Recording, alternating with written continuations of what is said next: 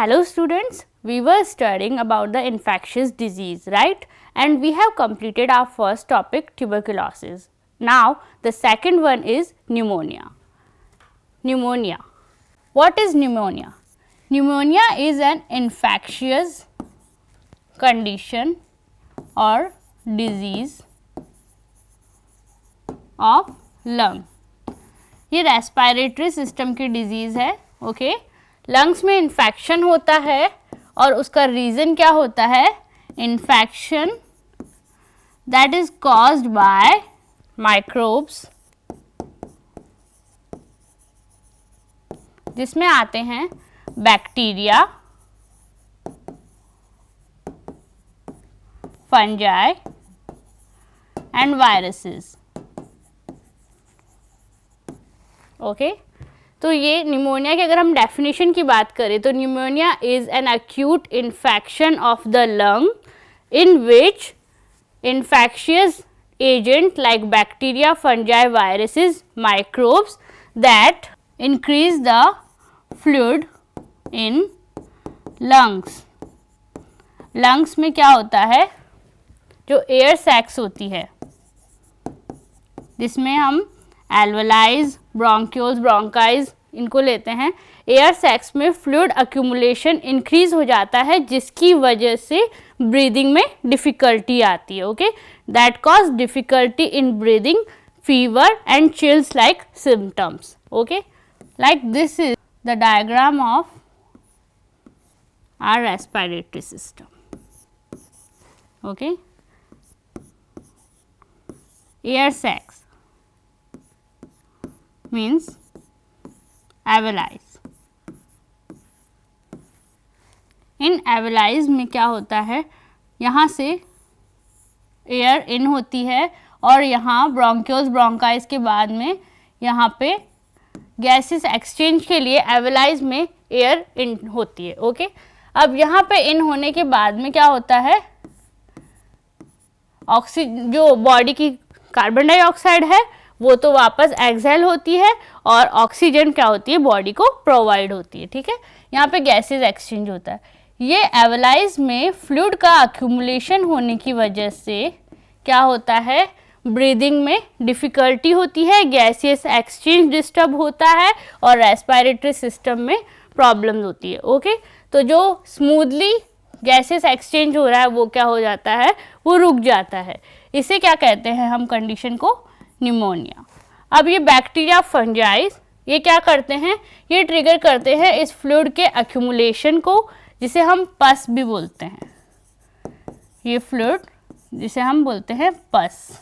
Okay इसके accumulation की वजह से क्या होता है? लंग्स प्रॉपरली वर्क नहीं कर पाते और ब्रीदिंग में डिफ़िकल्टी कॉज होती है. That is called pneumonia and that pneumonia condition can be life threatening, means इससे डेथ भी हो सकती है. ये जो कंडीशन है निमोनिया की वो इतनी सीरियस हो सकती है कि इससे डेथ भी हो सकती है. बैक्टीरियाज की मैंने बात की तो बैक्टीरियाज और माइक्रोब्स जैसे हमने बहुत ही बार सुना होगा नाम स्ट्रेप्टोकोकस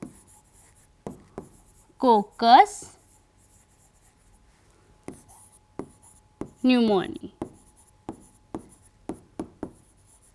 ओके इस बैक्टीरिया का नाम हमने सुना है. ये क्या करता है? निमोनिया को कॉज करता है और ये बैक्टीरिया रिस्पॉन्सिबल है निमोनिया के लिए. इसके बाद में जो सेकंड है वो है माइकोप्लाज्मा न्यूमोनी. ये बैक्टीरिया किसके लिए रिस्पॉन्सिबल है? निमोनिया के लिए. तो निमोनिया की डेफिनेशन क्या हो गई? Pneumonia is an acute infectious condition of lungs in which alveoli or air sacs filled with pus or fluid and that cause difficulty in breathing, and this is the pneumonia. After the definition of pneumonia, now symptoms. अब symptoms कौन कौन से होते हैं pneumonia में? Chest pain होता है, respiratory system से रिलेटेड डिजीज़ है तो चेस्ट पेन होगा, कफ होगा, ये कॉमन सिम्टम्स होते हैं. फैटिग, फीवर, स्वेटिंग, चिल्स, ये सिम्टम्स भी निमोनिया में हैं। थकान होती है, फीवर, बॉडी का टेम्परेचर इंक्रीज होता है, कभी सर्दी लगती है, कभी फीवर आता है। स्वेटिंग कंडीशन होती है, बहुत ज़्यादा एक्सेस स्वेटिंग होती है। नोजिया, वॉमिटिंग, डायरिया कंडीशन, और शॉर्टनेस या फिर डिफ़िकल्टी इन ब्रीदिंग, जो कि मैंने अभी आपको बताया कि ये रेस्पिरेटरी सिस्टम से रिलेटेड डिजीज़ है और लंग्स के अंदर फ्लूइड का फिल होने की वजह से, पस के फिल होने की वजह से क्या होता है, ब्रीदिंग में डिफ़िकल्टी होती है। और लंग्स एब्सेस, ये क्या होता है? लंग एब्सेस का मतलब क्या होता है? देखो, जो लंग्स के टिश्यू होते हैं उनमें इस तरह से जो सैक बन जाती है, एक तरह मतलब कैविटी बन जाती है जिसे हम बोलते हैं। इस कैविटी के अंदर पस अक्यूमुलेट होने लगता है, पूरी तरह से पस फिल हो जाता है और यहाँ पे इस तरह से लंग्स के टिश्यूज़ के अंदर कैविटीज़ फॉर्म होने लगती है और इनमें क्या होते हैं, पस फिल होने लगते हैं। इस तरह से गड्ढा, कैविटी बन जाती है जिसके अंदर पस फिल होने लगता है, जिसे हम बोलते हैं लंग एब्सेस। और इससे क्या होते हैं, लंग्स क्या होने लग जाते हैं, हमारे डिस्ट्रॉय होने लग जाते हैं और रेस्पिरेटरी सिस्टम प्रॉपरली वर्क नहीं करता, क्योंकि फ्लूइड इसमें फिल होने लगेगा तो लंग अपना वर्क नहीं कर पाएंगे। ओके, तो ये सिम्टम्स है किसके, निमोनिया के। इसमें सारे कॉमन सिम्टम्स है। एक लंग एब्सेस अगर आप इंक्लूड करते हो तो इसको आपको पता होना चाहिए कि what is the meaning of lung abscess. After the symptoms, now causes. Causes कौन से हैं जिनसे निमोनिया होता है? मैंने आपको बताया माइक्रोब्स, बैक्टीरिया, फंजाई, वायरस, ये क्या होते हैं, ये कॉज करते हैं निमोनिया। अब कौन कौन से bacterias and virus, fungi pneumonia cause करते हैं वो हम देखते हैं। सबसे पहले है बैक्टीरिया। बैक्टीरिया में मैंने आपको बताया स्ट्रेप्टोकोकस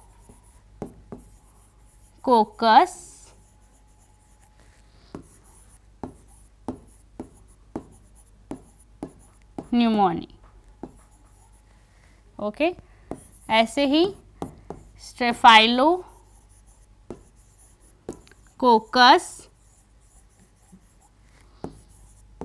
न्यूमोनी, नहीं, स्टेफाइलोकोकस ऑरियस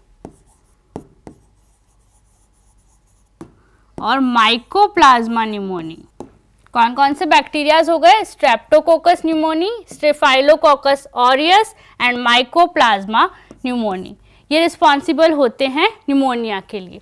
और वायरस में है इन्फ्लुएंजा वायरस।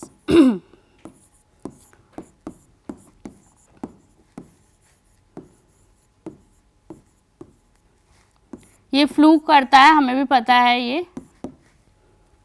और फंजाई, फंजाई में है क्रिप्टोकोकस।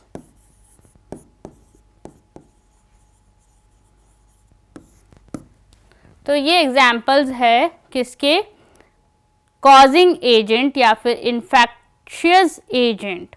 इन्फेक्शियस एजेंट जो क्या करते हैं, निमोनिया कॉज करते हैं, उनके ये एग्जाम्पल्स है। बैक्टीरियाज में है स्ट्रेप्टोकोकस न्यूमोनी, स्टेफाइलोकोकस न्यूमोनी और माइकोप्लाज्मा न्यूमोनी। स्टेफाइलोकोकस ऑरियस, ये मैं सेकेंड टाइम आपको बता रही हूँ कि ये मिस्टेक मत करना, स्ट्रेप्टोकोकस और माइकोप्लाज्मा न्यूमोनी है, स्टेफाइलोकोकस ऑरियस है। ओके, और वायरस में है इन्फ्लुएंजा वायरस और फंजाई में है क्रिप्टोकोकस। ये रिस्पॉन्सिबल होते हैं निमोनिया के लिए। इसके अलावा रीजंस होते हैं निमोनिया के, स्मोकिंग,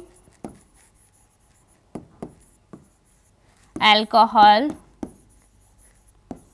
स्मोकिंग तो रेस्पिरेटरी ट्रैक से रिलेटेड डिजीज़ है तो स्मोकिंग तो रीज़न होगा ही। अल्कोहल और इम्यून सिस्टम जिनका वीक होता है उन्हें भी निमोनिया होने के चांसेस होते हैं। इम्यून सिस्टम क्या होगा, वीक। ओके, इसके अलावा कोई भी क्रॉनिक डिजीज़ है अगर, तो उससे भी निमोनिया होने के चांसेस होते हैं। और बैड हाइजीन, अगर हाइजीन कंडीशन का ध्यान नहीं रखते हैं तो उसकी वजह से भी निमोनिया होता है। ठीक है, तो ये कॉजेज बैक्टीरिया, फंजाई और वायरस के अलावा ये कॉजेज भी होते हैं जो न्यूमोनिया कॉज करते हैं। Now pathophysiology of pneumonia. Pathophysiology में देखो, पैथोफिजियोलॉजी में क्या है, जैसे ही माइक्रोब्स किसी भी ट्रांसमिशन के थ्रू एयरवेज में एंटर करते हैं,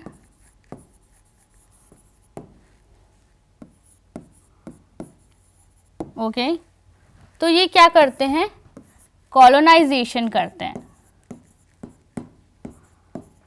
यानी इन माइक्रोब्स, जो भी मैंने आपको बैक्टीरिया, वायरस बताए हैं, इनकी कॉलोनीज फॉर्म होती है, मल्टीपल होते हैं और कॉलोनीज बनाने लगते हैं। ठीक है, कहाँ पे, रेस्पिरेटरी सिस्टम में, लंग्स में। ओके, तो जैसे ही ये माइक्रोब्स एयरवेज में पहुँचे, हमारे लंग्स में पहुँचे, इन्होंने कॉलोनाइजेशन करना स्टार्ट कर दिया, मल्टीप्लाई होने लगे और फेज होती है 4। ये क्या करते हैं, कॉलोनाइजेशन के बाद में न्यूमोनिया कॉज करते हैं, जिसकी 4 फेज होती है। अब फर्स्ट फेज में क्या होता है, न्यूमोनिया के फर्स्ट फेज में कंजेशन होता है।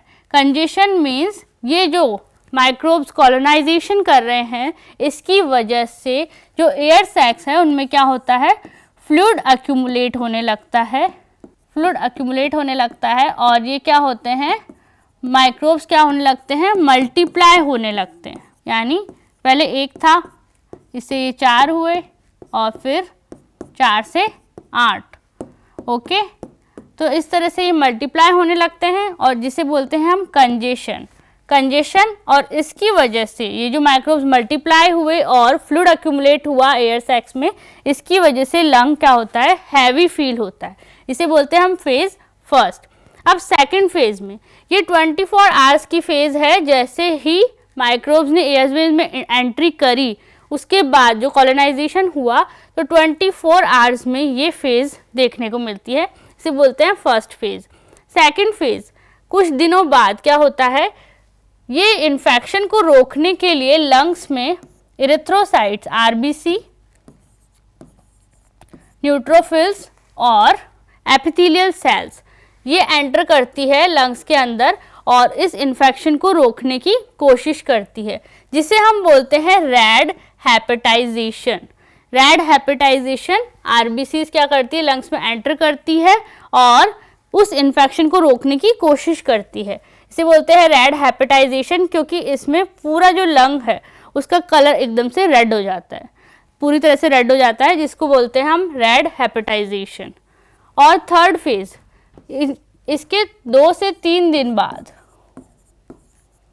ठीक है, 2 से 3 दिन के बाद ग्रे हेपेटाइजेशन होता है। ग्रे हेपेटाइजेशन मीन्स ये जो आरबीसीज, इरिथ्रोसाइट्स, न्यूट्रोफिल्स और एपिथेलियल सेल्स लंग्स में एंटर कर गई थी, इनका क्या होता है, डिसइंटीग्रेशन होता है, ये ब्रेक डाउन होने लगती है, जिसे बोलते हैं हम ग्रे हेपेटाइजेशन।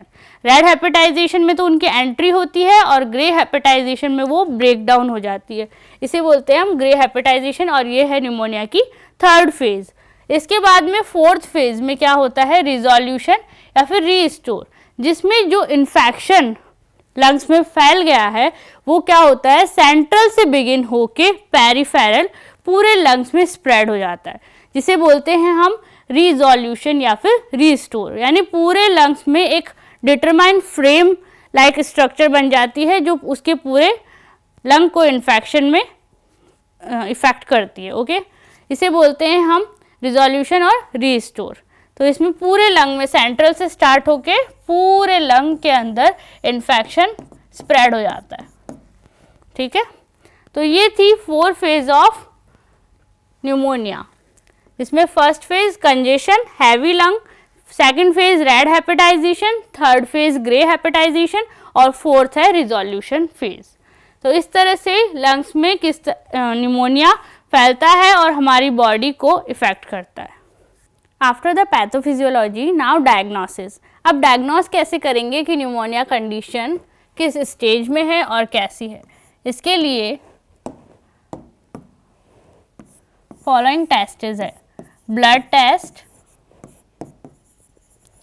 ब्लड टेस्ट में हम ये पता लगाते हैं कि इन्फेक्शन किस कंडीशन में है, किस स्टेज में है, और विच टाइप ऑफ माइक्रोब, यानी कौन से बैक्टीरिया, वायरस या फिर फंजाई से ये हुआ है।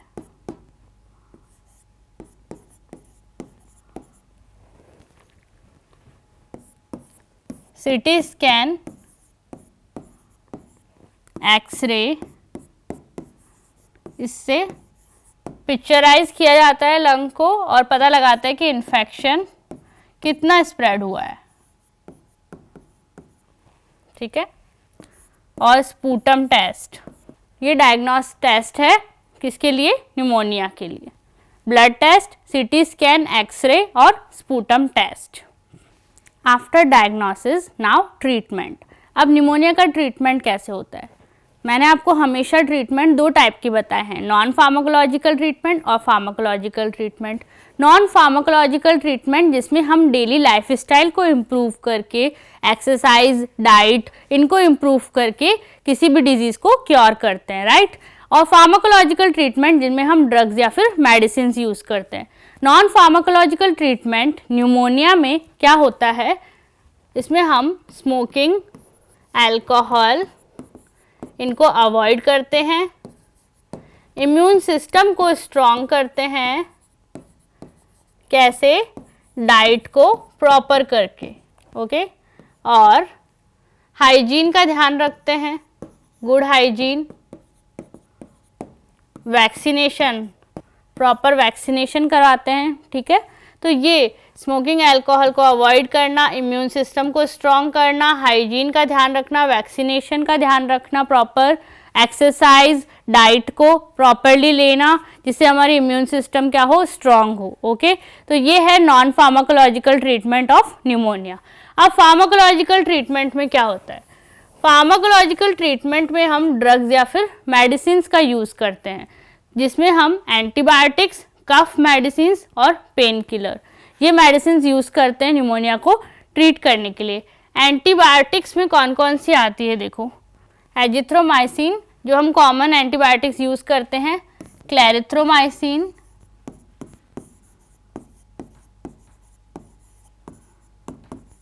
डॉक्सीसाइक्लिन,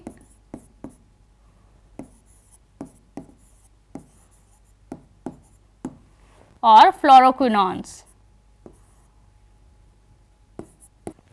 ये एंटीबायोटिक्स हम यूज़ करते हैं निमोनिया में, क्योंकि निमोनिया किससे होता है, माइक्रोब से होता है, और माइक्रोब्स को किल करने के लिए हम यूज़ करते हैं एंटीबायोटिक्स का। तो एजिथ्रोमाइसिन, क्लैरिथ्रोमाइसिन, डॉक्सीसाइक्लिन और फ्लोरोक्विनोन्स, ये एंटीबायोटिक्स यूज़ होती है निमोनिया में।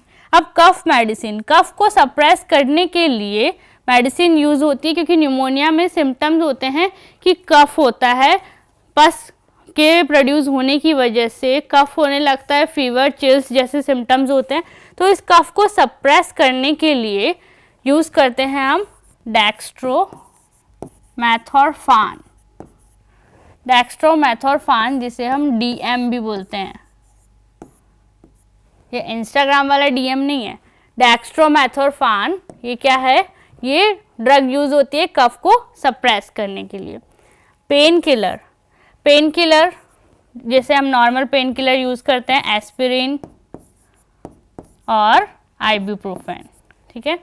तो ये मेडिसिन यूज़ होती है निमोनिया के फार्माकोलॉजिकल ट्रीटमेंट में। फार्माकोलॉजिकल ट्रीटमेंट जिसमें हम ड्रग्स और मेडिसिन का यूज़ करते हैं, एंटीबायोटिक्स, कफ मेडिसिन और पेन किलर। एंटीबायोटिक्स में जो भी एंटीबायोटिक्स नॉर्मली यूज़ होती है, कफ मेडिसिन जिसमें डेक्स्ट्रोमेथोर्फान का यूज़ होता है, पेन किलर जिसमें एस्पिरिन, आइबुप्रोफेन यूज़ होती है पेन को रिलीव करने के लिए, ठीक है। तो ये नॉन फार्माकोलॉजिकल और फार्माकोलॉजिकल दोनों टाइप के ट्रीटमेंट मैंने आपको बता दिए। So now we have completed our second infectious disease, pneumonia. In next class we will learn the third one, infectious disease, UTI. Okay, thank you.